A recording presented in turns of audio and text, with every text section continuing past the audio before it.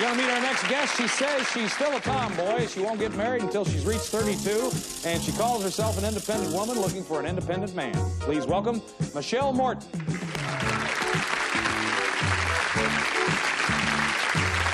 Hi, Michelle. How are you? Oh, good. I'm fine, thanks. 32 is a magic age for you, huh? 33, 34. No, you said 32. Yeah. Okay. Why do you say you're a tomboy?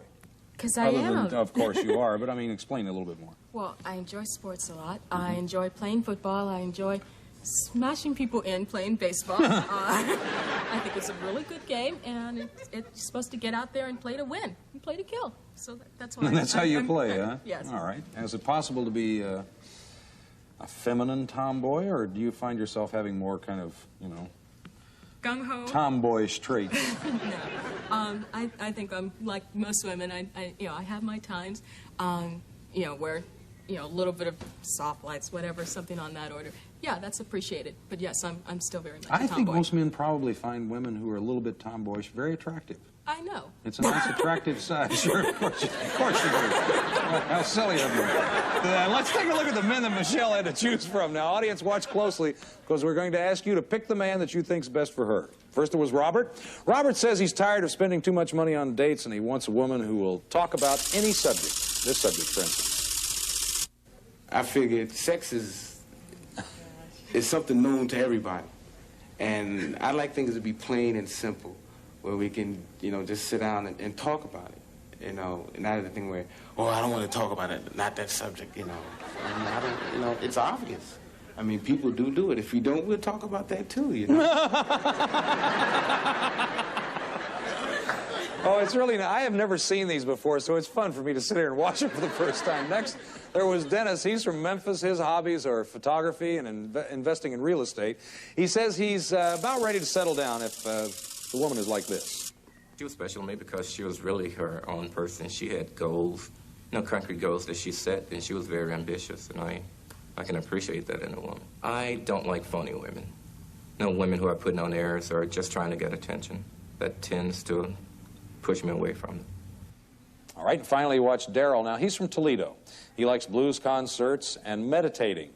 And when it comes to women, he says he's a perfectionist. He's also honest with them. I'm so honest that it amazes a lot of females that I've talked to, because I tell them initially whether I'm motivated for a down-to-earth, genuine relationship or just fooling around. And whether they listen or not. Now, Michelle selected one of those men as her date. And we're going to show you all three men again before you vote. Now, first there was Robert. He's a radiology technician. He's 28. Then Dennis. He's also 28, and he's an electrical engineer. And finally, you saw Daryl. He's a recording executive, and he's 27. Okay, audience, time for your voting machines. Who's the best man out there? Who do you think's the best man? Make your choice. We're going to come right back after this break. We're going to meet the man that Michelle selected, hear everything that happened on their date, and we're going to find out who you picked. Be right back. Okay, we're back. Michelle, who did you pick? I picked Daryl. Daryl, that was the record producer, recording producer. Yeah. There he is. Now, Michelle and Daryl haven't seen each other since their date. We always hear both sides of the story. Let's say hello to Daryl Ellis. Hi, Daryl. Hello, Chuck. Nice to see you. All right. Let me ask you a question, Daryl. What was your first impression of Michelle? Now, she'd seen you. You hadn't seen her. Well, my first impression was, this girl is muscular. Muscular. My father played professional baseball, so yes. See there? She got the genes. It's all in the genes. Why don't you tell us about the date, Michelle? We went to my favorite New Wave gourmet Chinese restaurant that decided not to be New Wave that night. How'd you like the restaurant, Daryl? It was okay, but I was sort of looking for some New Wave or some Chinese, but it wasn't any New Wave or Chinese. All sophisticates. Oh, that's very funny. New Wave Chinese restaurant that isn't. Well, there's lots of good Chinese food there, but no, there were new waivers. Anything happened during dinner that we should know?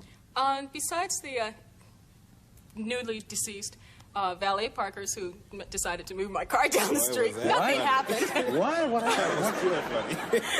What happened? Well, I was sitting there eating dinner, and I saw this guy. We parked right in front because we were early for the dinner. And I looked up and saw some guys looking at her car, and as this guy and his Mercedes were parking up, he wanted to park in front. And so he motioned to the parking guys to move this car. So I said, wow, that looks like the car we came in, you know? And so these guys jumped inside of her car, hit the clutch, and started rolling it down the street. And calmly I said to her, isn't that your car rolling down the street? Yes. Up she goes. My car. What'd she do? Well, she ran out there, and the guys ran out of the car right quick, and she said, I couldn't hear what she said to them, but they put their hands in their pocket and dropped their chin and kind of started backing off. And, I didn't know what was going to happen next, but they were very sorry they moved that car. Without the keys, right, and the authority. What happened next now? You get your car back, evidently, and... Yes, we got the car back, safe and sound. Then we went to a party. A party? Yes, that was really enjoyable. And I found out that Daryl doesn't like to dance nearly the way that I like to dance. Well, you mean you just dance differently? Or how is it, Daryl? You tell us. Do you dance differently, or you just don't like to dance? She had one desire to dance all night. So Yes. Why not? You know, evidently she was in better condition than I was, and luckily she had some Well, her friends. father played baseball, you know. Yeah. So luckily she had some friends there, which we kind of suggested, well, let's dance around. Dance with some of your friends a little bit. Let me catch some air. You didn't have to say dance with some of my friends a little bit. He was... Yeah, there was no question that I needed to go on and dance. There was some good music that night, and that's what a party is for. How'd this date end? Poor Daryl. How'd it end, Daryl? You tell me. Well, as she was driving me home, I was wore out from trying to dance all evening. And we got a block away from my apartment, and I said, well, the next corner we're going to take a right. And next thing I knew, we were a block past the corner. I had fell asleep. Yes, those little naps do wonders, don't they? I'm telling you. So I casually suggested, well, I think you're going to have to do a U-turn. And so she did a U-turn, and I had given my roommate the keys to do an errand for me. And he wasn't back, and it was real late also. So I didn't have any keys to get in or anything. And so I said, well, looks like I'm going to have to climb the fence here. It was too big, 10 feet tall spike fence that I had to climb. Did you watch? Well, No, I just saw that I watched him get over the first fence. But did he stay cool through this whole thing? Yes, he did stay cool. until I turned the corner, and then I got to limping into the house. And moaning and groaning. Let's take a look and see who the audience picked for you. Well, they picked Dennis at 51%. Daryl came in a semi-close second.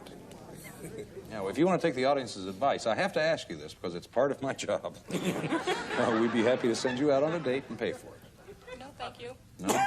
What are you going to do? I'd like to be put back in the computer. Daryl, you're a sweetheart, and someone's really going to enjoy you, but... Well, it was... What? I gotta tell you something.